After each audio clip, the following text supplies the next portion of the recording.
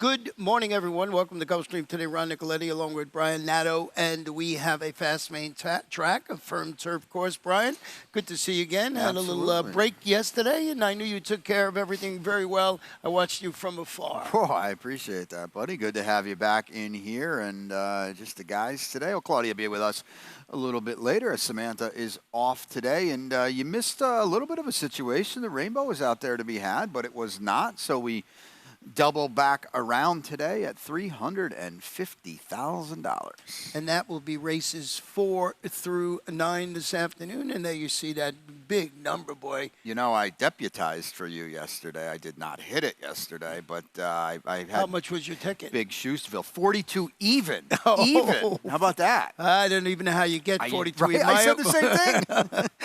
So I always have 43.20. You know, and people always say you always have 43.20. I think it gives you a square shot. You know, when you're betting, not betting, you know, $500 or something like that. You got some coverage. You can get a single, you know. So, hey, I've hit a few over the years. So it's been my sort of system. But if I get one for $30, I even like it better. Well, and as you know, too, when you play the rainbow on a day-in, day-out basis for a budget, there are certain combinations that come out. You got the 1940, you got the 3880, the 4320. 3242. 3240, that's another big Ron one. So those are like typical combinations of what we're kind of doing.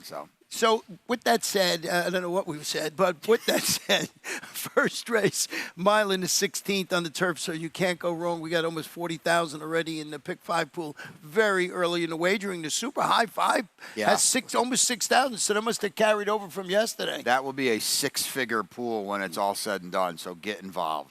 Well, you know, this first race, I love starting races with the turf, especially going around 2 turns. So, Brian, put a ticket together. We'll check it out. I went 4 deep in here, Ron. This is a tricky race. 4 deep. We'll get to it in a second. I lost 2 things in race 2. I lost my top pick, the 4 Krabby, and I swapped out picks. I don't usually do this. I know you did it the other day, and I think it worked for you. So Jose D'Angelo had 2. He's only going to run 1. I put out for myself on top in race number 3. There's your single of Expressman. I didn't want to necessarily pick him, but I think he's too good for that group today. Down inside to the 1 Victory Lane in race 4, my best bet of the day, Ronnie, Uranium. I think you're going to need to use him, single him if you like him, because I don't think you're sniffing 3-1 on Uranium. No, I got him on top of my ticket, too, this afternoon. Getting back, Brian, I went with the number 3, who's currently 6-5 in here, and that is Sinkat, who's hoping for clear sailing and encountered some trouble in that last race, actually double trouble when finishing 3rd against Simla going a mile. The trainer was Roderick Rodriguez, and he's got Luis Saez named to ride. So I just thought, with facing easy, look at his trouble line. He was boxed in at the far turn, steadied at the quarter pole. So I just thought with that, you know, maybe this horse would run well today. Taking the money of 6-5. Early in the betting. I don't want 6-5 on him, but he had a double trip last time, as Ron said perfectly. He was in tight, entering the far turn, and then he kind of checked out of it, and he had a lot of interest late. We need smooth sailing. He is 0 for 9. They're starting to add up, but if he gets that smooth sailing, he's going to be tough. That was also his first start on turf, too. So he has license to improve for sure, and you get Luis Saez in the saddle today. Not that Miguel Vasquez isn't a fantastic rider. The number 2, Morgan's Bluff, moved to the Bobby Hess Jr. barn after the claim returned from the layoff. Finished a late closing 3rd. Was actually the favorite that day at this level and distance with Tyler in the saddle today. Yeah, and Artifact, who won that race, was good last time, trying turf for the first time. Bobby does a good job. He's pretty judicious with his claims. We've seen him walking around here. He's going to send out a live horse today. The barn has been pretty live throughout the championship meet as well. I think Morgan's Bluff, if it's not Sinkat, Morgan's Bluff has a huge chance. Another horse that I just want to touch on, that you have a little further down, is Breaking Bullet, was troubled 4th. He had a steady 2 starts back, stretches out. He dueled early last time out for Leo McCannis, Jose Ortiz. I just like the work that this Leo McCannis does. This horse has always run well. Oh, I agree totally with you, and I wasn't not using this horse to start out the pick 5, Let's go to race number 2 this afternoon. 6 furlongs maiden, claiming fillies, 3-year-old, $16,000. Scratched the 4, Krabby, as you mentioned, 1 of 2 from D'Angelo. I always had the 5 out for myself on top, who's going to Jose's barn after the claimant, stretching out the 6 furlong. Wait, we got a ticket for Samantha. Let's do that. that first. Before, I'm just so anxious to get. After a day off, I'm chomping at the bit. You really are. She is here in spirit today. She'll be back with us tomorrow. But like you said, she sent over her tickets. She's 3 deep here. She's got the logical. She's singling Expressman as well. 4 deep in race 4. That's a good one. Maiden optional claimer on the turf. And then she is 5-8 Game Boy Benny, and her picks are on Twitter as well, updated, all that good stuff. $12. Yeah, Uranium is going to be the favorite in there, big favorite. But Game Boy Benny, 8-1 on the morning line. I think that horse has a shot to, to be an exacta or try this afternoon. So getting back to race number 2, as I sort of jumped the gun, I always had the number 5 out for myself on top. It goes to Jose's Bond, stretches out to 6 furlongs, finished second behind that repeat winner, Curlin's Choir, going 5.5 furlongs. Now, that all sounds great, but it was back in December. But this barn is sharp with new claims. Yeah, I mean, 24%. It's the old why run 2 when you only need one angle, and Out for Myself did well. Couple of her main rivals are towards her inside. I think that's beneficial. Jose Tyler adding Lasix too. I think claim this one out of the right race. Yeah, it looks like the logical one. Oopsie doopsie, 1 of 2 in the field for Dave Brady. Steps up to the 16 level, return from the layup. Was second. You got Chantal in the saddle today. And Sophia Demore, as you have on the thing, just the drop, right? Yeah, the drop, maiden special weight drop. It was Florida breds, but maiden special weight drop. Second time blinkers, too. That's an angle I like. Chantal, you mentioned riding the 1. Caught fire in the last couple of days. Couple wins. We've got a second as well. Been riding pretty good.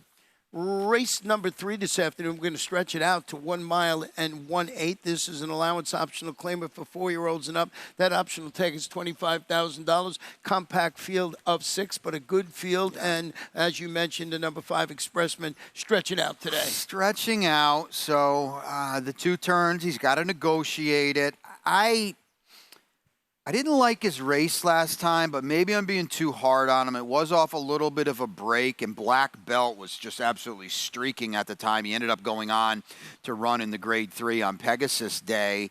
I don't know, Ron. What are we getting? Is it kind of put up or shut up time for Expressman? Because he runs off the screen on debut, runs a 107, and he really regresses in his next start. And last time, don't forget now, he was 9-10 last time. It's not like he wasn't supposed to win, and he got drilled pretty good. We'll see what we get today.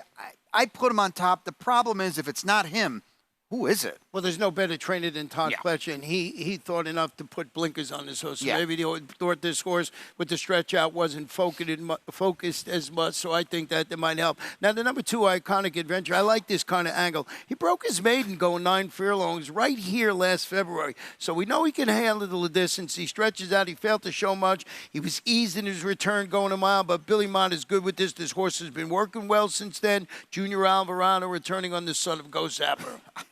I liked him last time. Yeah. he was eased. Now, there's a positive. He's back and doesn't have to wait long, and Bill runs him back. It's a very good sign. He did get fried last time chasing. Petulante ran like the race of the meat. My goodness, he was so good. Dead heating with Milliken. We just got to see more today. Iconic Adventure was good, winning his maiden right here at this trip at Gulfstream Park, but that run's not going to beat Expressman. I want to mention the number 4 Montauk Point, who's a half-brother to Breeders' Cup filly mare sprint winner Kofefi, stretching out after tracking the pace, tiring his local return for Shug. So I just thought, this is a $550,000 Son of Violence. Shug's horses have been running well, so I thought maybe second off the bench this one would run well. Another one that didn't fire last time in the Petulante Milliken race. Expressman's got no excuses today. We're going to take a short break. When we come back, we'll have, excuse me, my Rainbow 60. I was trying to hold it till the break, but couldn't do it. Sorry about that, folks. We'll be back for the 4th. This is a championship meet. Yeah. All the best jockeys in the world are here, and I'm excited to ride against them. We back. And you get to watch some really incredible, talented athletes out there. Yeah. To us, it's a place to be in the winter. I love Gulfstream Park because of the racing. The palm trees, the beaches right here. The horse racing is some of the best in the country. A lot of good horses come out of here. And if you want to go to the next level, Gulfstream Park was the place to come. I remember the first time I came to Gulfstream, it was like this big fairy tale place. All the history. Shoemaker sitting perfectly still. He hasn't touched this magnificent colt, and here comes the finish. And all these great horses, trainers, jockeys. was everything that I ever dreamed of.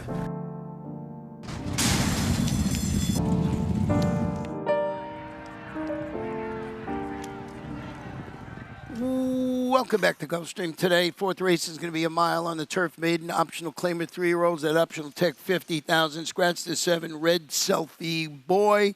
And Ryan, I have my pick Rainbow Six ticket right here, right now.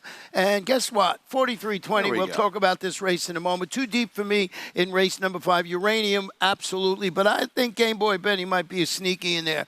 Race number 6 today, 3 deep with Bunker Hill, Tester, and Papa Jojo. In race number 7, hey, I'm singling Golden Isle Horse for course. 6 for 12 on the Tapeta here. Race number 8, my long shot is the 5, Creed, Shug McGay. I think that horse 8-1. I'm hoping I get that. And in race number 9, my top pick is Imposter Syndrome, but I'm using Mr. America and Mr. American and Mr. Rhodium in there, so 3 deep in the last race. I don't think you're going to get 8-1 on Creed. No. I mean, you took my pick anyway, so. Well, what do you mean it took your pick? Yeah, my mom had print before you, you know that. Getting back to this race here, I went back and I added the 8. I had not picked the 8 on top in this race. So I wanted to go back and I wanted some coverage because I like the 6, my favorite topic, who's stretching up and stretching out, finished second to that repeat winner drinking problem. I think we got a video we want to show. There we go. So he's down inside. He's the 4 here, and this is a pretty strong run. Jerry O'Dwyer is not typically a guy that's going to crank him up. This horse was 29-1 on debut, and you see him sifting, 28-1. You see him sifting through towards the inside. The winter drinking problem was good. That was one of Lionel's bombers, and he did it the other day, by the way, at $60. Lionel Reyes has been riding incredibly well, so we give him a shout-out. But this was a good effort by my favorite topic, Ron, and you can see drinking problem kind of forgot to stop that day on a good effort, but that's a good run for Jerry on debut. Not a guy that's going to crank him. We've talked about this time and time again. 7.5 furlongs, a mile, 2 turns on turf on debut. It's easier said than done to win at first asking. What'd you see with the 1 victory line in here? I thought this horse had a little bit of a trip last time and had some trouble and was used a little bit and then did flatten out late. Kent Sweezy off to claim. Kent doesn't claim a lot of horses. We're going to stretch out down to the inside, save all the ground. I think this horse is sneaky in here today, and it's a race where I spread a little bit in this spot. Yeah, I did too, but I want to ask you about the number 8, Lieutenant Stan. That I just backed off this horse. I think stretching out to the mile, something concerned me in there. I mean, he's run okay. He seems to be stuck in 4th gear. Well, and 2-1, I was going to let him beat me. I don't really disagree with any of that. It is a big class drop, and I think the fact that they did try him 5 times in the maiden special weight rank says they maybe thought he was okay, and now they're going to give. They're not giving up, though. He's in for 50. It's not like he's in for 16 or anything like that. You still got to spend $50,000 to claim Lieutenant Stan. I didn't want to get beaten by him. This is a maiden optional claimer. It means if you're a Florida bred, you don't have to run for a tag. So if you're not, like the number 3 did, there is in for the $50,000 tag. The Kentucky bred gets blinkers. He failed to get in track in his special weight debut, going 7.5 furlongs. Christoph, come on. He's good with first-time time. He's just having it. He hasn't started a lot of horses, but he's winning like at about a 40% clip or thereabouts. And he's 19% with first-time blinkers. Joel Rosario atop, the son of Algorithm. So just to kind of play the game here, I'm more confident in Lieutenant Stan than I am with Dither. Dither was 5-1 in a 12-horse field maiden special weight run. Now all of a sudden he's in for 50. That's a little more worrisome to me. And you got 2 O Gangster, I think can run well in this particular spot for Gustavo Delgado. Well, you would like O Gangster, right? That was the rumor we heard the other day. Yeah, somebody thinks I'm a gangster. Somebody thinks Ron Nicoletti is a gangster. Race number 5, about 5 furlongs on the Tapeta. Starter option, a claim of 4-year-olds and up started. 12.5 or less, or the tag of $20,000. Jockey change on the 6. Paco Lopez. We're going to show you Samantha's late pick 5 ticket here right now, and she's got a $36 ticket, and we mentioned that she's using Uranium and Game Boy Benny in race number 6. She's got some coverage in there. She used the 5, 9, and 7. I had the 7 and 9, but I had Bunker Hill on top. Yeah, I tend to agree with that. She's got the single in race 8 of number 1, Gray's Fable. We've got a replay of that, too. Brian Lynch, everything Brian has been sending out has been running. Huge dropper in Gray's Fable as well, and then the finale, too. So $36 for her Race 5 is my best bet, Uranium. Yeah, well, take it away. We got a video I'm going to show you We'll from take the top of the stretch yeah. to the wire. This horse had all sorts of trouble last time. He's on the outside here and floated widest too, and he was really, really rolling. And well, I think he's going to win if he doesn't get floated out here. And now he's going to drift a little bit as well, and he gets floated. I just thought, first of all, I thought this was a big effort, okay, and then second of all, now right there he's going to come out a little bit, and then. Second of all, we're off the claim here for Rohan Crichton, and I just think that's seismic, 35, 36% off the claim.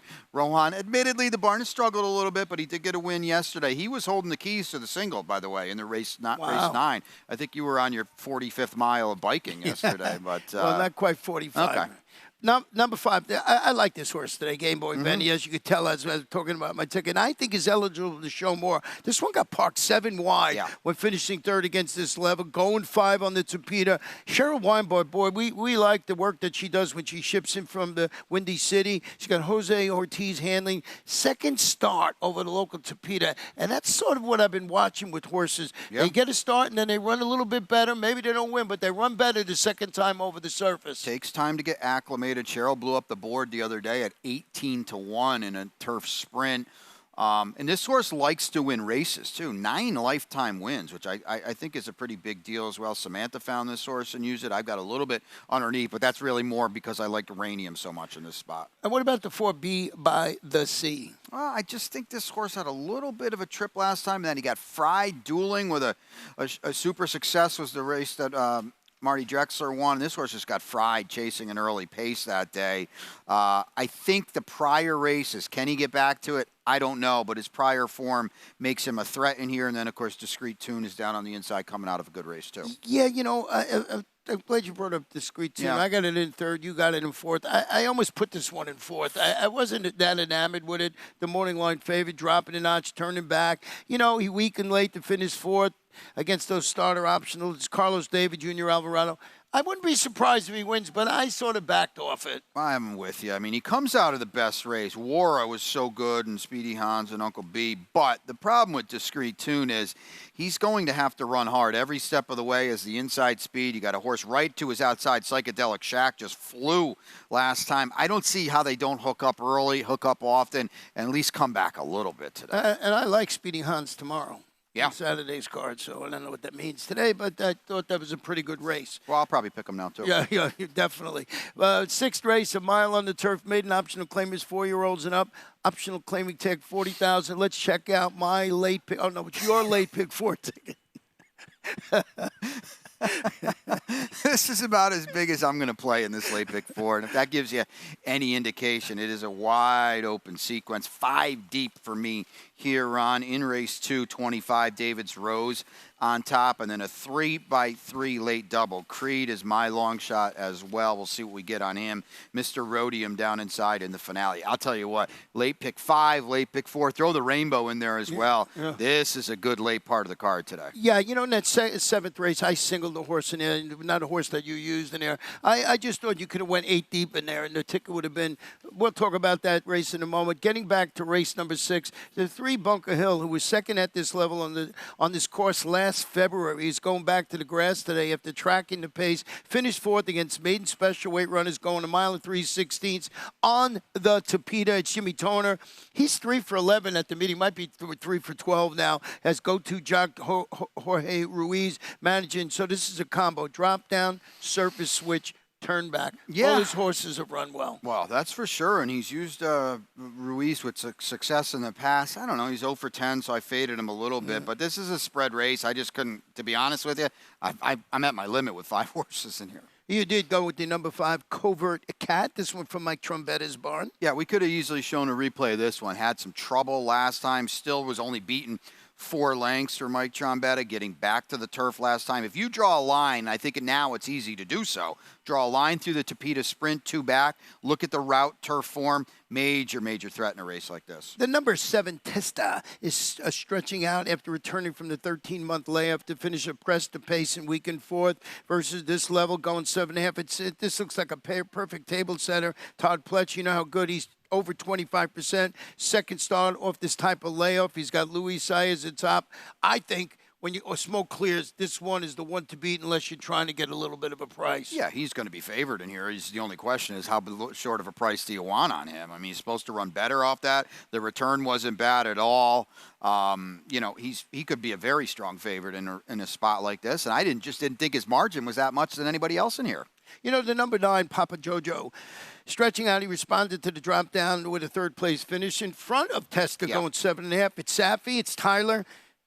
You're right. You could go 12 deep in this race. Yeah. 11 deep because there's only 11. You go 12 deep, actually. Yeah, I just Testa, to me, he's got more upside than Papa Joe, and he's probably going to be a much shorter price as well. But Testa, with the one race behind him now, is really moving forward. Papa Joe, to me, looks like he's stuck in neutral a little bit. Let's go to race number 7 this afternoon. 5 furlongs about on the Tapeta allowance optional claimer.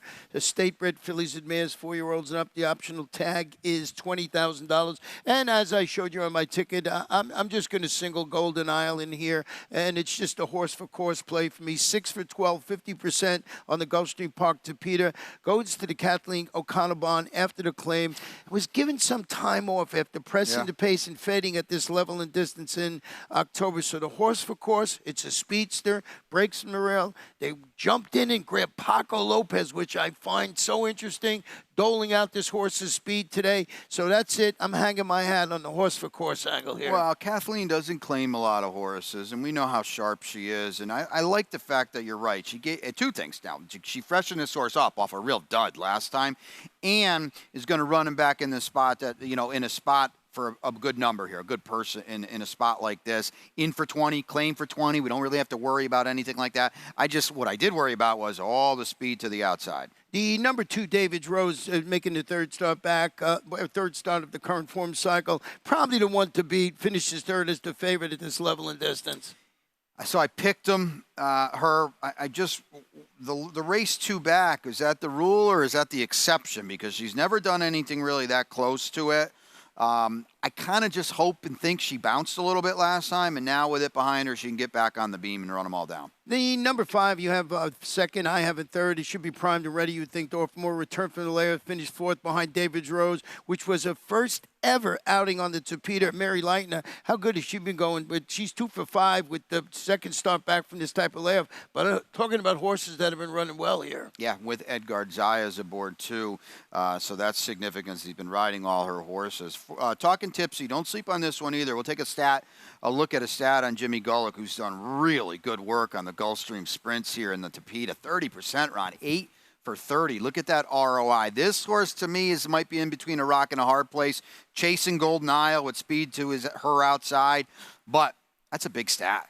Luis Saez in the saddle. That cannot hurt. So race number 8 this afternoon, 1 mile on the turf. Allowance optional claim of 4-year-olds and up. Optional claiming tag is $75,000. And I think you said that Samantha had her best bet in here, Grace Fable? I'm assuming so, and we've got a replay because she's got this horse singled late. So, and we've got a replay of Grace Fable as well. This is at Ellis Park now, okay? So this is 3 back. Grace Fable is the 9 down inside, and this is the spot where he gets up by a neck here in this minor stakes race at Ellis, going to thread his way through. Strong, strong effort, and it was an effort that was so good that Brian Lynch ended up trying him in a grade 3 at Kentucky Downs in his next start. Actually ran this horse, now he was 74-1, but he did run this horse in the Turf Mile at Keeneland, that win and you're in before the Breeders' Cup Mile. Didn't do any running. This is a monster class drop for this horse. When I saw that, we have Creed out long shot, and boy, we might have to go back and look at this horse. Brian, at least you picked the third. I got to go back and check this out. The number 5 Creed, who was shown a fondness for the grass since trainer Shug McGay. He moved him to the lawn 3 starts back. He steps up. He drew clear. He defeated those 32 optional claimers going a mile on the Tampa turf. The barn is sharp, winning consecutive races just off that performance. And because of all the other horses in here, I thought I'd get a little bit of a price with Luis Saez in the saddle. Yeah, I think the race flow that might be a little speedy too. Call Me Harry's going. Sky's Not Falling right to his outside. And then First Empire might be pot committed from the way, way outside in here. Even Candy Tycoon coming out of dirt races. So Does Creed sit back a little bit in mid-pack? Boy, I thought that comeback was really good, Ron. What does Shug do? Takes a shot now at a much, much bigger purse. You can't often find them at this kind of price either. No, that's for sure. The number 7, Sky's Not Falling, is hoping for a clean break. His head was turned at the start prior to finishing 4th at this level.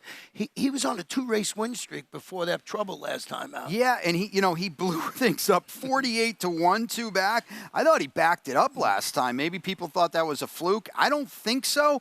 But, Ron, if he breaks running today, he just might be a little too close. He was chasing 45 and change, 2 back.